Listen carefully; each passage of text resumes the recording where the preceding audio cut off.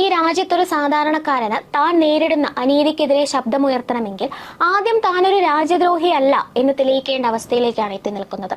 ഞാൻ രാജ്യത്തിനെതിരല്ല, ഒരു സാധാരണക്കാരന്റെ കോണിൽ നിന്നാണ് സംസാരിക്കുന്നത്.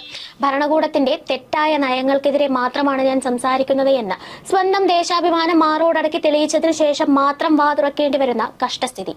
ഭരണകൂടത്തെ ചോദ്യം ചെയ്യുമ്പോൾ മാത്രം ഇവിടുത്തെ പൗരന്മാർക്ക് രാജ്യസ്നേഹം തെളിയിക്കേണ്ടി വരുന്നുവെങ്കിൽ അഭിപ്രായ സ്വാതന്ത്ര്യം ഉറപ്പു നൽകുന്നു എന്ന് നാം അഹങ്കരിക്കുന്ന ഈ ജനാധിപത്യ രാജ്യത്തിന്റെ അർത്ഥം എന്താണ്?